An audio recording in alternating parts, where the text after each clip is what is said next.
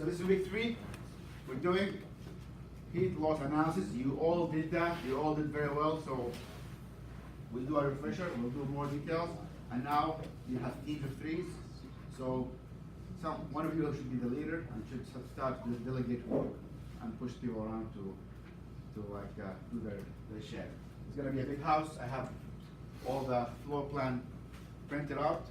And every Wednesday, we'll sit together for an hour, hour and a half, and do the work. If I find that you're doing the work very quickly, then it's semester you don't have to come to class. But we have to finish all the components first.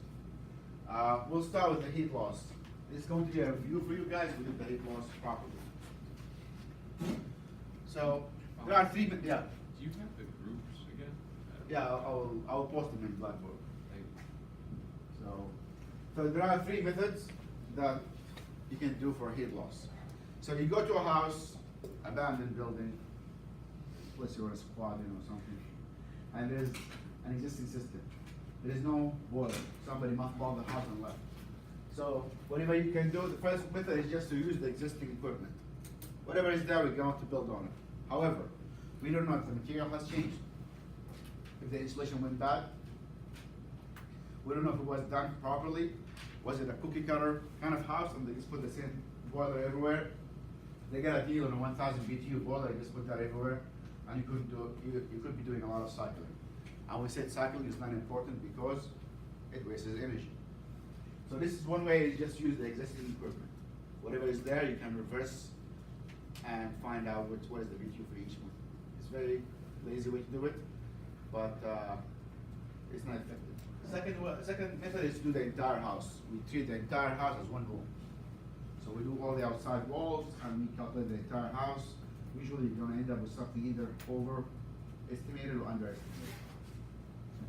Some people also do that because it's faster, but it's not as accurate. Room by room method, that's the most preferred one, and probably you've seen that already because you're not going to think about the hallways with the staircase, with the closets, with the bathroom. And these things do add up. And again, we say, if we have a house that consumes 70 BTU per hour, that's almost half a gallon an hour. That's, for 12 hours, that's 6 gallons. That's around like $30 a day to heat that house using oil. So it adds up. You're gonna be paying a lot of money to heat that house while you're dumping energy and heat to the outside. So room by room is the best method to do heat loss.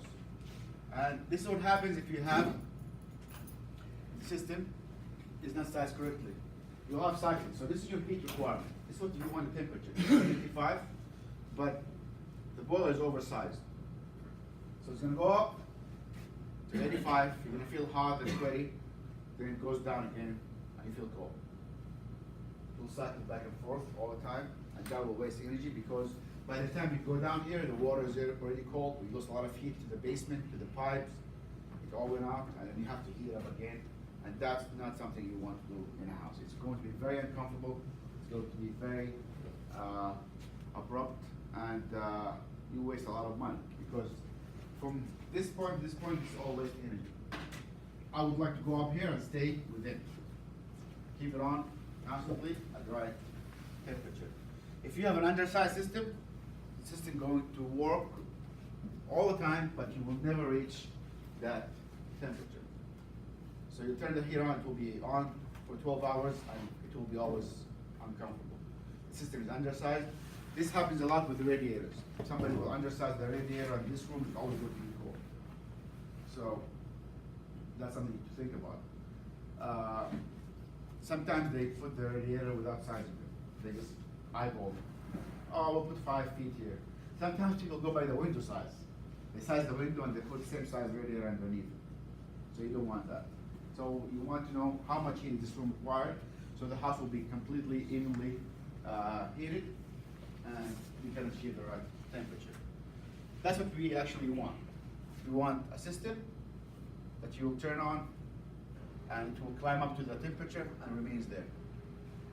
So again, we said water has a lot of good heat inertia, so you can heat the water to a point where it remains at 180.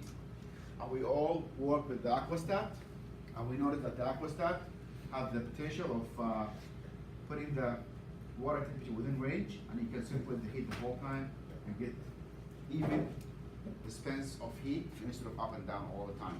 And the boiler will work accordingly with the system. So the water will remain within limits, and it will take a while for the water to lose heat. So this is what you want from the system, to act smoothly and be the temperature demand. So one thing, again, we're talking about practical application. If you go to a house and somebody wanted you to replace the boiler, what do? Why did the first system fail? Why did it fail? That's something you have to think about. What is the life expectancy of a boiler? When you buy a brand new boiler. Between 10 to 20 years. So if the boiler failed within 5 years, something is wrong.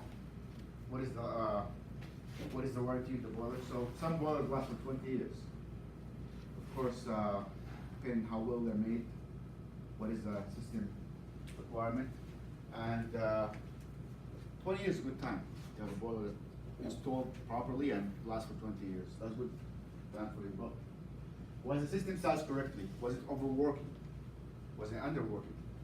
So, was it sized correctly? So, probably it will take you around like a couple of hours to just figure out what is the house requirement. Do a system survey. Go look at the pumps, look at the radiator, make sure they are done properly. And again, that's a job that pays good money, because again, you're going to verify with numbers that this house actually has the proper system in it based on the location. Again, temperature has changed. The extreme temperature has changed. What was the design temperature for Springfield? In the book? 0. What was the temperature last week? We get minus 16 at some point. So we're getting more extremes and more recurrence as we go along, and we keep adding greenhouse gases to the globe. So temperature are changing in the last 10 years, more than it has changed in the last 100 years. So let's go and resize the system and see if we have enough to heat the house. What has changed since the first installation? Was this boiler installed for a 3-bedroom and suddenly now we have 5 bedrooms, or we added the attic, or we mothballed 2 bedrooms, or turned one into a storage? What did change? Did anything change? Look at the structure, look at the additions. Was it designed to be a single family, now it's 2-family house, and we have the same boiler? So that's something you have to put somewhere. Like, okay, is it the same as it was designed, or did we change something? What new technology can we put into the system? Like if the system was designed for steam, and the system failed, completely broke down, is it worth it to go back to water, or is it worth to fix that system? And why? How much money will I be saving, and would that be worth it? Currently, for steam systems, if the boiler failed, they put another system that will do steam, because the cost of changing all the piping and the radiator is very high, and some people still like steam heat. So is it worth it to change the system or not? Same thing with the primary control. It's not that expensive. Should we invest into new technology? Is it worth it? We talked also about ignition. There are some systems that are constant ignition that waste a lot of energy. So looking for simple control as these ones. So this one has only 3 wires. Probably you still see it. So the orange wire goes to the ignition, motor, oil valve, and everything else. It stays on everything at the same time. Constant ignition means the spark is always on, as long as the boiler is on. That wastes a lot of energy and will wear out your boiler. So is it worth it to change that into interrupted ignition? So that's something you want to invest. Yes, it will require more wiring, but it's worth the money. The new burners are more efficient, and they have different technology where they can get the most out of the heat. Should you invest in condensing boilers or not? Condensing boilers are great, but they are mainly based on experience. They perform better with gas than oil. A lot of people are asking you for conversion kits. Should I convert my boiler to gas or not? So it's again, now you know that if you convert to gas, does gas have the same heat intensity or heat density as oil? No. No. So would that change the system? Probably.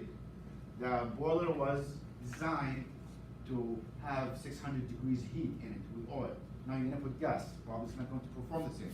But what if the system was oversized to start with? Maybe gas will do the same thing, yeah. You're gonna convert furnace from oil to gas. Do you have to like clean out the pipes, the oil pipes and stuff, or do you have to?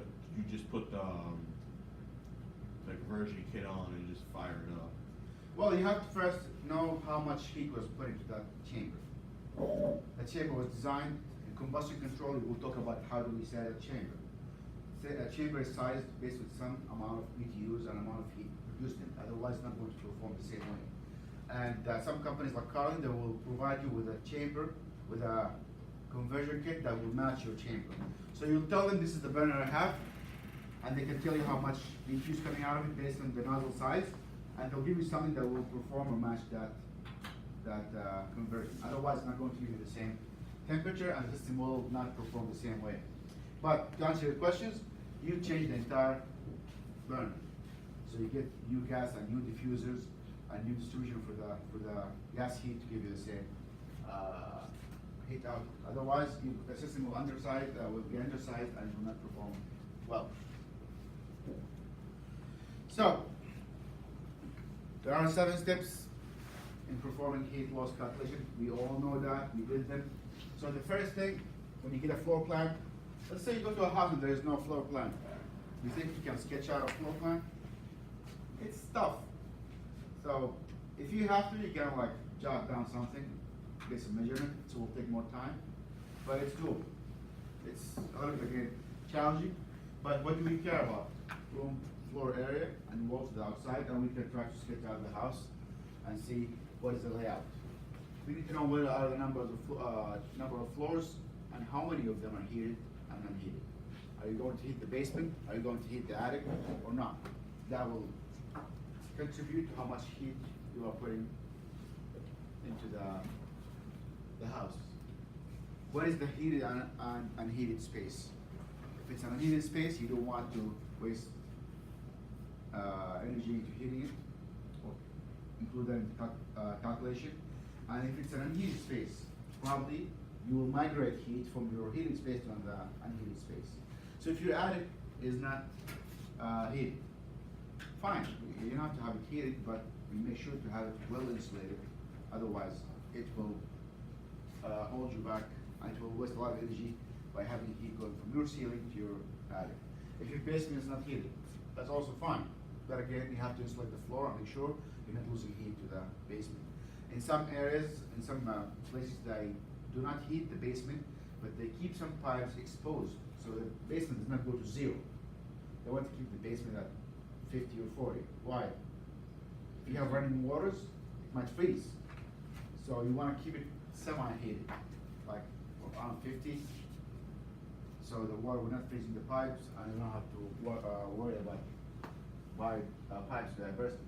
And we saw some spikes in heat sometimes. There's huge temperature drops in some days, and that huge temperature drop can cause the pipe to freeze suddenly and burst. We have to also survey the building material. What are the floor made of? Wood, what kind of wood, how thick the wood is it insulated, is it non-insulated? What are the walls made of? I will try to find the R value and the U factor for each one of those materials. Geographical data, location temperature, that's something you can take from the book. You can go and look at the temperature, and the book again is outdated, so you might want to go and look it up online now. Thank God for Google. There's a lot of websites that'll give you, in the last 10 years, this is the average temperature, this is the hottest day of the year, this is the coldest day of the year, and you can design for that. Proximity to water is very important. A house near water, usually in that small region, probably will not require as much heat as a house very further from the water. So Boston temperature usually warmer than Springfield because it's next to a large body of water. Also, being close to water will affect your cooling and heating because you're going to have a lot of humidity. So it's going to be more humid, a lot of vapor, humidity will come from the lake to the house. Shade. Does the house have shade? That matters a lot when it comes to cooling. And in this project, I want to design for heating and cooling. What will change for cooling is the temperature difference. We're still going to keep it hot at 70 or 75, but for the cooling, what is the hottest day of the year here? 120, 115. So between 115 and 70 is not that much. Between 70 and minus 16, that's a large amount of heat. The material is still the same. The R value and the U factor are still the same. It's not going to change, but it will change the delta T. And shade does matter. If you have trees, probably you're doing your house a huge favor. If you're within the shade of some other big building, you will not require as much cooling energy as you do if somebody's exposed to the sun all day. Any question about these and how they contribute to the heat flow calculation? So step one is done. Step two, we have to label the rooms and discuss that with the owner of the house or the project manager. What room is like a bedroom will require more heat than a regular living room. What are we going to heat and how? Like for example, this bathroom is in the middle of the house. Do we heat this bathroom or not? I would not heat it. It's in the middle. It's not losing a lot of heat unless the ceiling or the floor are not insulated. So maybe a better option is to insulate the floor and the ceiling and just leave this bathroom without heating or put a small heater in it. This bathroom is going to lose a lot of heat to the outside. Bedroom will lose a lot of heat. This bedroom will lose a lot of heat because it's large, it has 2 walls and 2 windows, so we will have to compensate for that by adding more heat. Do we heat the closet? No. What about this closet here? No, we don't need to. The kitchen probably will require some heat. And if you notice, the kitchen is open to the dining room. So it's up to us to decide whether we will treat the kitchen as one entity or to merge that with the dining room. You can have any options you want. You can have a accordion door in the middle to keep the kitchen warm or the living room or dining area warm. You do not heat the laundry room or HVAC closet or even this closet here. The hallway will not require any heat. Where would you place well, there's an HVAC room here, so probably you're gonna put a furnace here. But if you're going to use hot water, well, it's going to be in the basement. Why? Room for pipes. In case it leaks, you want the boiler to, if you have hot water, you always want the drain next to the boiler. Also, the boiler is very heavy. How heavy is the boiler? 300 pounds. Almost around 800 pounds. Yeah, about a pound. Yeah, it's very heavy. So it's you don't want to put that in the first floor. The porch, are you going to heat it or not heat it? It's sealed. This one looks like it's sealed. It has glass, and so would that wall be treated as is to the outside? It's going to be the same.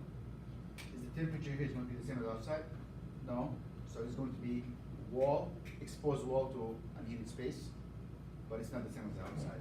Wind is not going to get to it, so it's treated a little bit differently.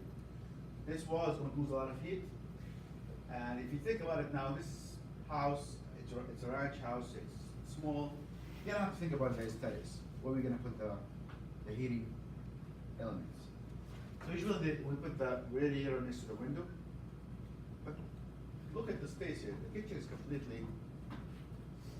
walls are completely taken. So if I want to put a heater, where am I going to put that? Put a kick space heater in. You could, but it's going to be noisy. Vents. You have to have like some vents to it and like some power vector into it. But it is possible. Or you can heat the floor. I can heat the floor in the kitchen and these 3 bathrooms and have one roof for 3 of them together. So that's an option. The dining area and the living room is very large and it's going to open up to the hallway. So in that aspect here, we will need to have a different loop. Again, I'm very big into zoning, even though this is one space per floor, it will be worth it to put two zones in it, one for the bedrooms and one for the kitchen and living space. And one thermostat here, and a thermostat for this loop. So if you're not, during the day, if you're not going to be in the bedrooms, maybe you should just lower the temperature here. So zoning is really great because it gives you option, and you can choose which side to heat. And it is really fun to try to sort of lay out the house and see how you manage the heat and how would that affect your heating load. Again, a few tricks here and there can save you a lot of money, a lot of cost in installation. So again, the second thing is lighting the room, and that's up to you again and to the owner. Do you want to keep the kitchen open completely to the dining room, or do you want a curtain or something in the middle? Makes a difference. What about between the dining area and the living space? It's going to be all the same heater. If I put a steam heater over here, that's size for the entire room, what will happen? This area is going to be cooking here, you're going to roast the people sitting here, and this is not going to get enough heat. So distribution is very important, and the way, how do you manage with the heat and everywhere? Okay, I'll finish this on Wednesday, thank you. But